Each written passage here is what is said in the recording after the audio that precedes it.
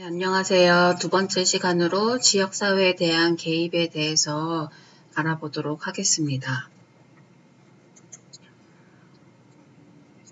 먼저 영상 한 편 보고 가도록 하겠습니다.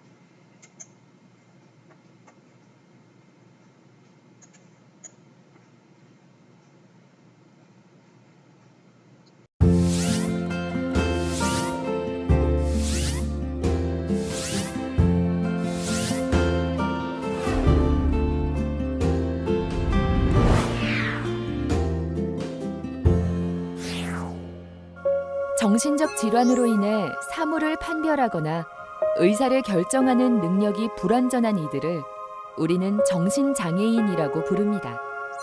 원인은 다양하지만 정신장애를 겪는 사람들의 수는 적지 않습니다. 전국의 등록 정신장애인은 약 9만 5천 명으로 전체 등록 장애인의 3.8%를 차지합니다. 그러나 우리나라는 주요 OECD 가입국과 달리 정신병원 병상 수가 증가하고 있는 나라 중 하나입니다. 결국 알려진 것보다 훨씬 많은 이들이 정신장애를 겪는 것으로 추정할 수 있습니다. 실제 우리나라 성인 중 평생 한 번 이상 정신질환에 걸리는 사람은 전체 인구의 27.6%에 이릅니다. 성인 10명 중 3명이 정신질환을 경험한다는 말입니다. 결국 정신질환은 소수의 특별한 사람이 아닌 누구나 한 번쯤은 걸릴 수도 있는 병이라고 봐야 합니다. 그러나 우리 사회에서 정신장애는 지울 수 없는 좋은 글씨가 되고 있습니다. 그만큼 편견도 많습니다.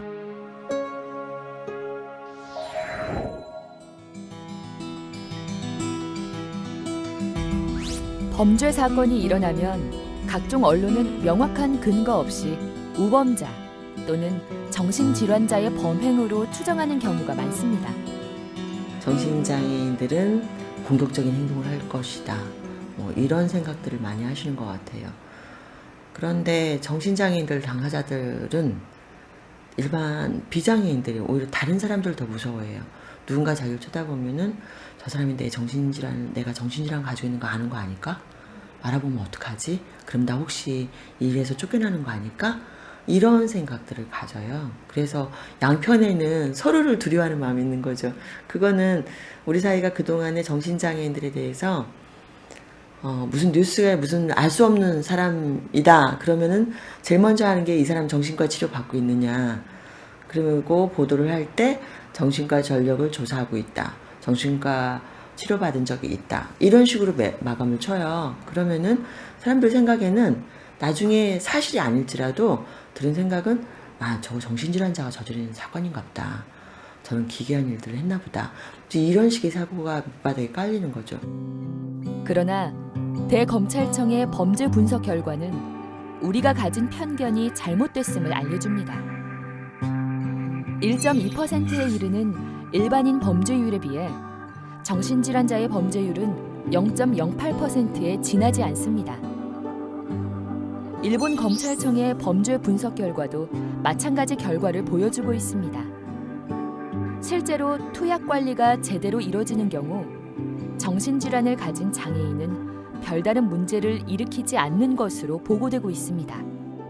최근의 연구는 정신장애인들이 범죄를 일으키는, 그거는 병 자체 영향보다는 알코올이나 다른 마약과 같은 그런 약물 중독, 그 영향이 더 큰 것으로 알려져 있습니다. 그래서 결론적으로 그 병 자체로 인한 위험률은 없다고 보여집니다.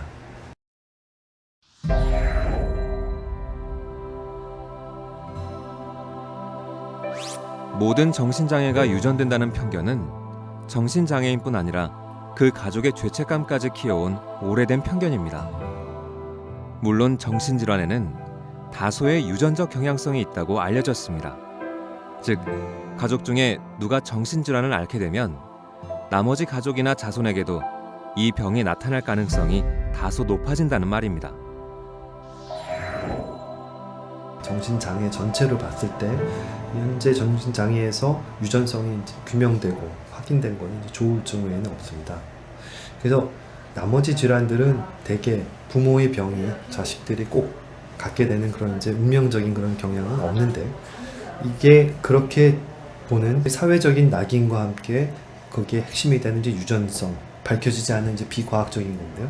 그것 때문에 환자가 치료가 늦어지는 것은 결과적으로 보면은 사회 안전에도 도움이 되지 않습니다. 그래서 이거는 꼭 극복돼야 될 그 편견 중에 하나라고 생각합니다.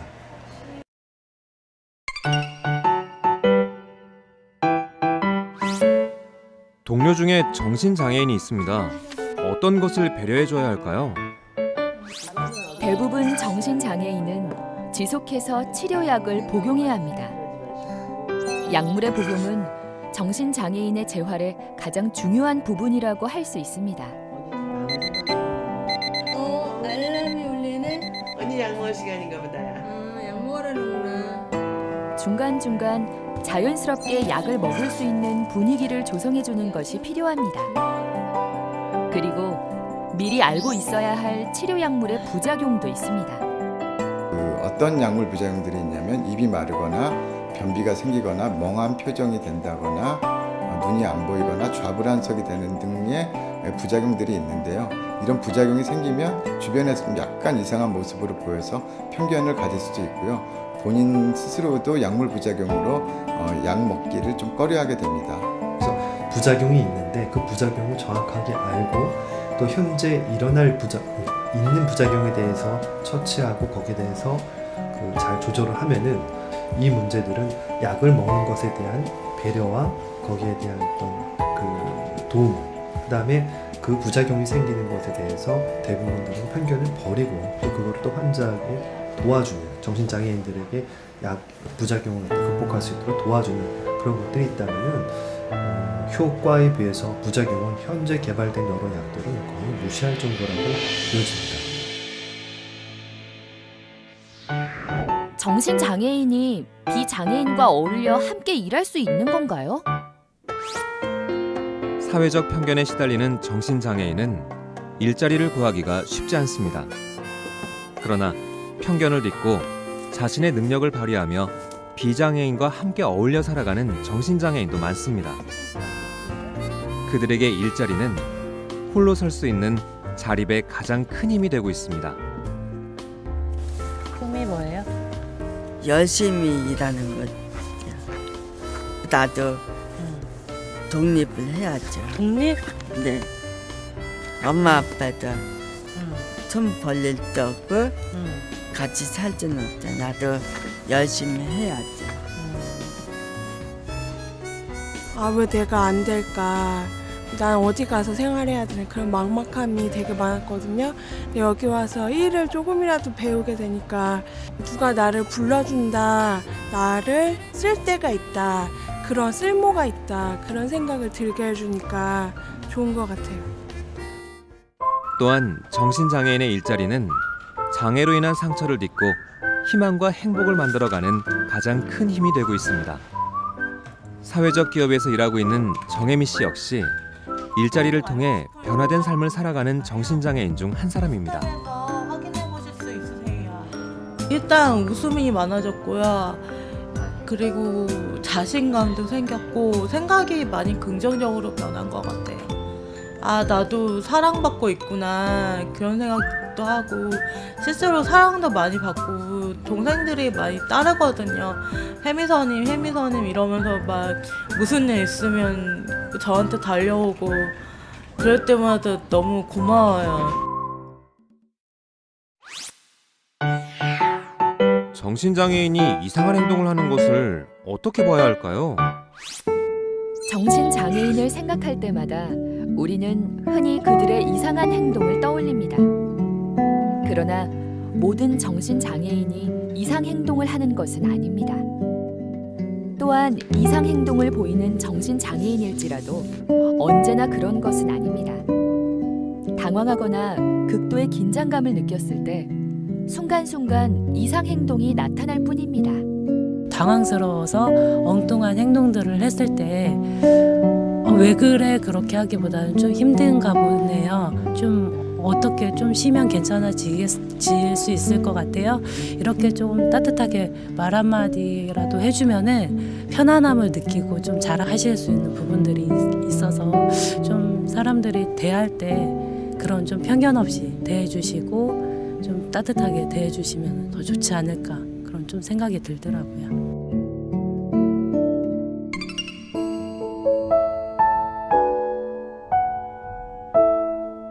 사람은 누구나 정신질환에 걸릴 수 있다고 얘기를 합니다.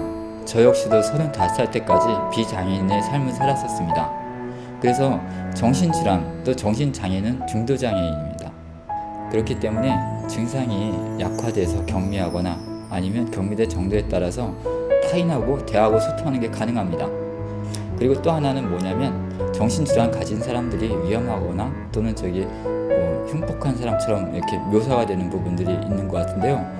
저희도 기괴하고 흉폭한 거에 대해서 저도 무섭거든요. 저 그런 생각 안 하는 사람들입니다. 그거는 영화에서나 그렇게 나오는 얘기지 실제로 지역에 살고 있는 많은 우리 정신질환을 갖고 있는 당사자들은 대단히 얌전하고 조용하게 살고 있는 거죠. 만일 이 사회가 정신 건강이 온전해 보이는 사람들만 살아야 한다는 것 같으면 현재 우리 사회에 정신이 굉장히 바람직한 사람은 과연 몇이나 될까요? 정신장애인도 이 사회에서 살아갈 수 있는 권리 당연히 있고요.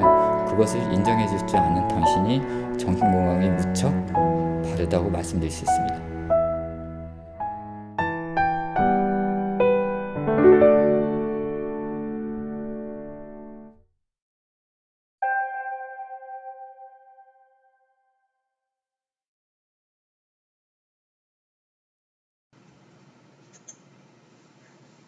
네, 어떻게 보셨나요? 우리가 정신장애에 대한 인식이 얼마만큼 우리 사회에서 이런 편견을 가지고 있는지 인식을 굉장히 강화할 필요가 있고, 우리도 인식 개선을 위한 여러 캠페인이라든지 예방교육이라든지 여러 가지 사업들을 하고 있는데요. 시민들이 어떻게 바라보고 있는지 현재의 그 모습 그대로를 실태를 파악할 필요가 있기도 합니다.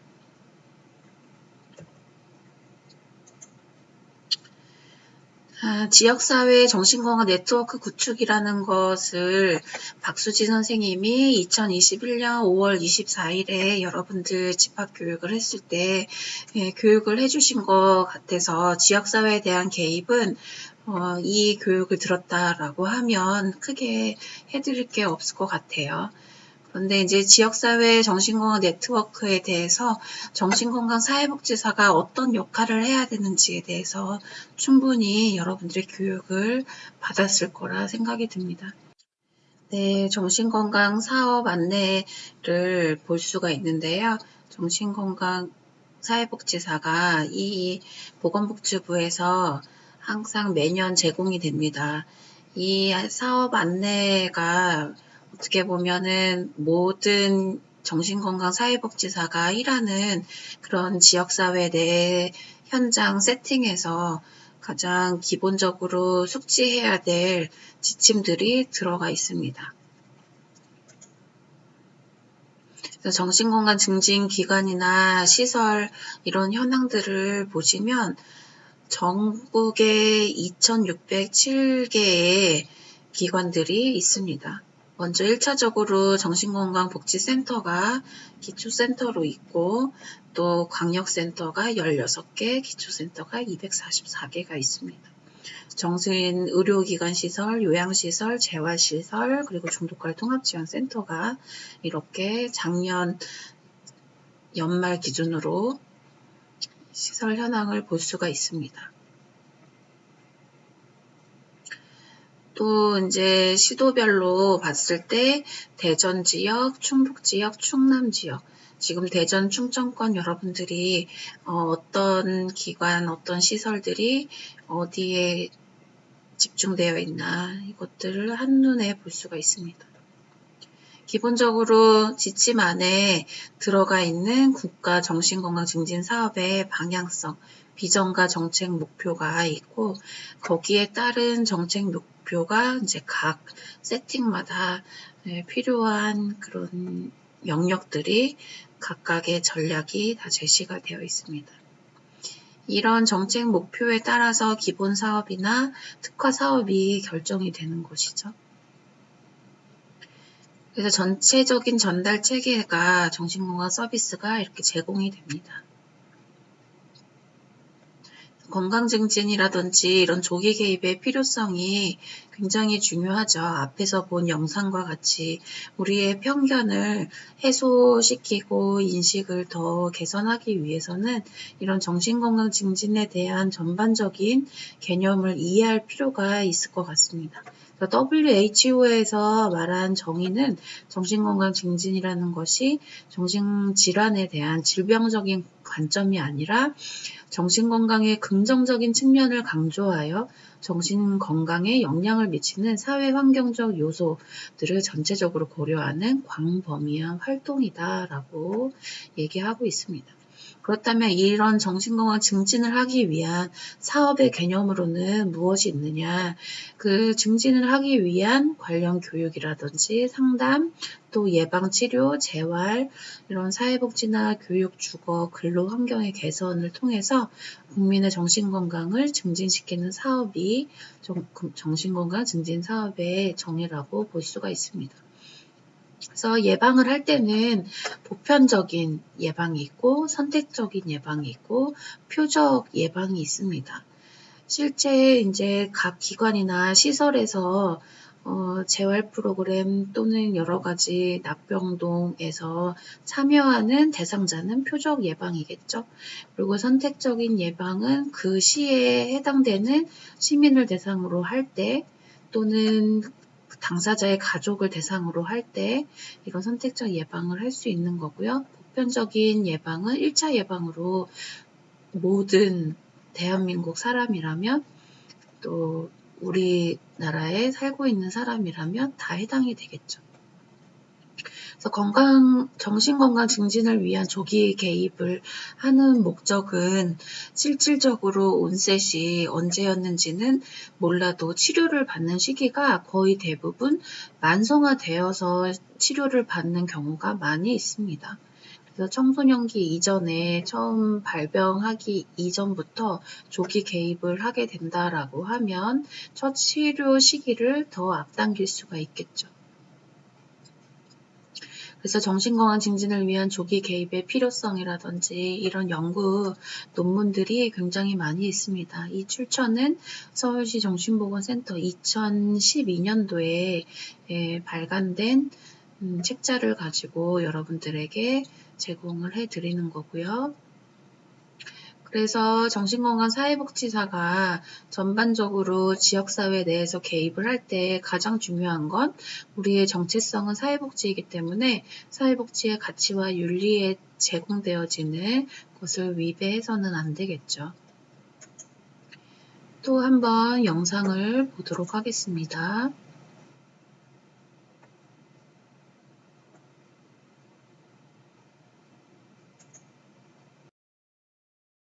본 영상의 권리는 대화 샘소는 집에 있으며 불법 복제 및 배포를 금지합니다. 이 영상은 대화 샘소는 집과 성공회대학교 신문방송학과가 함께 만들고 서울사회복지공동모금회의 지원으로 만들어졌습니다. 1.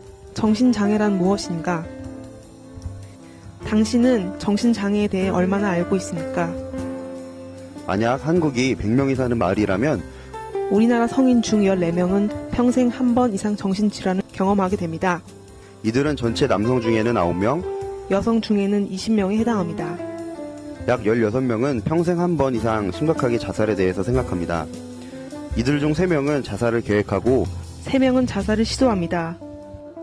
자살 생각을 한 경우에 57%, 자살 계획을 한 경우에 74.7%, 자살 시도를 한 경우에 75.3%에서 1개 이상의 정신장애를 경험했습니다.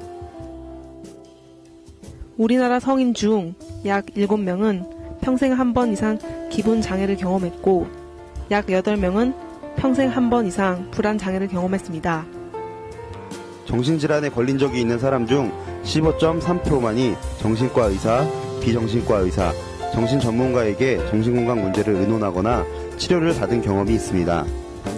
이는 미국 39.2%, 호주 34.9%, 뉴질랜드 38.9%에 비하면 매우 낮은 수준입니다.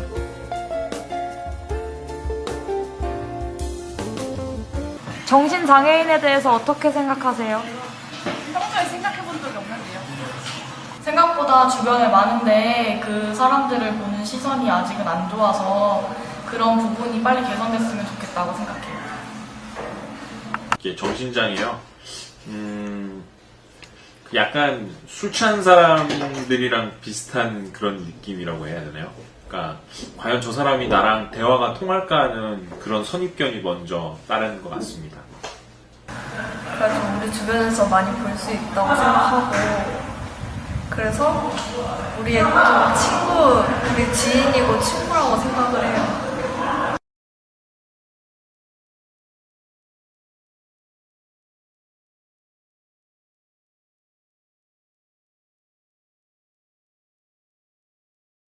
네, 사실은 제가 처음 자원봉사를 시작할 때 잘 알지 못하는 분들이기 때문에 그분들이 저한테 위해를 가하거나 이런 거에 대한 걱정도 조금 있었는데요. 오히려 사회에서 만나는 분들보다 순수하신 부분도 많고 소통하기가 더 편하고 많이 공감이 되는 부분이 있었던 것 같아요. 우리가 살아가는데 순간순간 마음에 기쁨이 있고 어떤 경우는 또 걱정이나 염려 때문에 불안함이 생길 수 있는데 심리적으로 평소와는 다르게 이제 행동이 되죠. 그래서 개인적으로 지역사회에서 함께 살아갈 수 있는 발판을 같이 만들어주는 게 더 중요할 것 같다. 여기에 더 하나 우리 주변의 인식들이 최소한 다른 장애인 수준으로 좀 개선되었으면 좋겠습니다. 정신장애는 삶의 친구이다. 정신장애인은 보통 사람이다. 정신장애인은 마음에 스크래치가 있는 사람이다. 정신장애인은 사회적으로 편견을 갖고 있는 사람이다. 정신장애는 다리를 다치면 기부스 하는 것처럼 살아가는데 불편할 뿐입니다.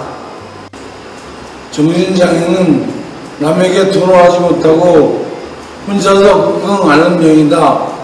정신장애는 약으로도 얼마든지 극복 가능한 병이다. 정신장애는 마음의 감기다.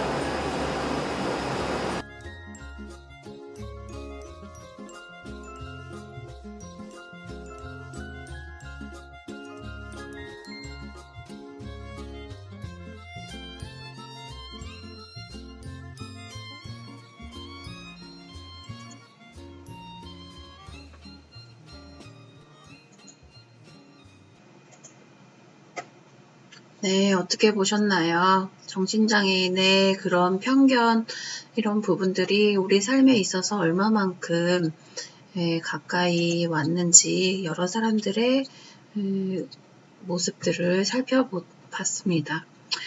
2020년 문화 다양성 리터리시 집담회라는 것이 있었는데요. 그때 차별 없는 세상을 위한 정신장애 보도 가이드라인 찾기라는 주제를 가지고 학술대회가 열려 있었습니다.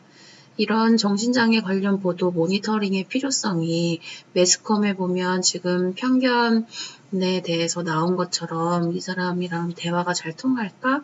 이렇게 생각했던 사람들이 대부분이기 때문에 보도에서 또는 매스컴에서 나타난 여러 가지 잘못된 편견을 더 강화시키고 악화시키는 그런 모습들이 있기 때문에 대중에게 정신질환에 대한 올바른 정보를 제공하고 또 정신질환에 대한 부정적인 이미지를 걷어내는데 미디어가 굉장히 중요한 한 매체이죠. 그래서 미디어의 중요성에 대해서 영국은 어떻게 제시하고 있냐면 타임 투 체인지를 통해서 미디어 가이드라인을 배포하고 있습니다.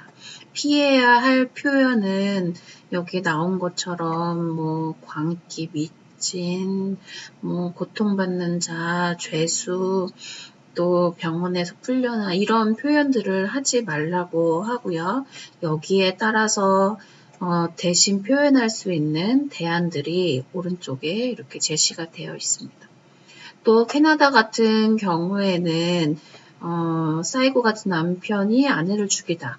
이런 고정관념을 강화시키는 표현을 사용하지 않도록 주의하십시오라고 제시가 되어 있고 굉장히 구체적이죠. 그래서 정신질환으로 생활하는 모든 사람들이 폭력적이라는 것을 암시하지 마십시오. 대부분은 결코 폭력적이지 않습니다. 구체적인 사례를 문맥에 넣고 보다 폭넓은 사회적 이슈와의 연관성을 고려하십시오. 등등의 이런 가이드라인이 있고요. 그래서 전체적으로 정신건강 동향 10건에서 발췌를 했는데요. 책임있는 정신건강 보도를 위한 고려사항이라든지 단어를 사용할 때 주의사항들이 이렇게 아래와 같이 제시가 되어 있습니다. 그리고 부산 소테리아 하우스 변장원 간사님이 팩트 폭행, 편견 폭행이라는 제목으로 아티클을 써주셨는데 코로나19 바이러스로 전 세계가 떠들썩하죠. 이럴 때 지금 코로나 블루 또 어떻게 하면 이 블루를 극복할 수 있을까 여러 가지 사회에서도 지금 한참 교육이 진행되고 있는 상태입니다. 조현병 묻지마 폭행, 국내 10만 명 앓는다. 이런 조현병에 대한 기사만 검색하더라도 조현병에 대한 낙인, 굉장히 무서운 병이다. 등등 이런 매스컴에 대한 팩트 폭행, 편견 폭행, 편견으로 인한 폭행이라는 것이 제목에서도 나와 있는 것처럼 우리나라에서는 정신장애인 당사자 단체가 이런 침묵의 소리가 정신장애 보도 가이드라인 관련된 권고안을 제시하고 있습니다. 그래서 신문이나 방송이나 인터넷 매체를 포함한 모든 미디어와 경찰, 소방 등 국가기관 또 SNS 등 이런 커뮤니티 등에서도 유의해야 될 그런 기준으로 굉장히 확대하고 있습니다. 그래서 제시하고 있는 건 이렇게 5가지인데요. 정신질환에 대한 보도에는 사회적 책임이 따른다. 근거 없는 추측성의 정신질환 관련 보도는 모든 정신장애인을 범죄자로 낙인찍게 할 수 있다. 정신질환 관련 보도 방식을 바꾸면 정신건강의 수준을 높일 수 있다. 정신질환의 부정적인 결과에만 초점을 두기보다 정신질환에 대한 올바른 치료와 개입 과정을 함께 보도할 수 있다. 정신장애인의 인권, 가족의 사생활을 존중하자라는 것이 제시가 되어 있습니다. 그래서 1번부터 13번까지 정신장애 관련 그 보도 가이드라인이 제시가 되어 있고요. 중도 현장에 있다 보면 여러분들 한 번쯤 참관을 하거나 참여하신 적이 있을 것 같은데 AA라든지 NA라든지 GA 모임에 가면 처음 시작할 때랑 끝날 때 평온함을 청하는 기도문을 다 같이 낭독을 합니다. 그 기도문인 거고요. 이 기도문에서 여러분들이 스트레스를 받거나 어떤 일을 할 때 잘 풀리지 않거나 그럴 때 이 기도문에 있는 것처럼 바꿀 수 없는 것에 대해서는 겸허히 수용할 수 있는 평안을 주시고 바꿀 수 있는 것에 대해서는 과감히 바꿀 수 있는 용기를 주시고 그리고 바꿀 수 있는 것과 없는 것을 냉철히 구분할 수 있는 지혜를 주소서. 이 평온함을 청하는 기도문이 여러분들의 정신건강을 위해서 도움이 되면 좋을 것 같습니다. 여기까지입니다. 수고하셨습니다.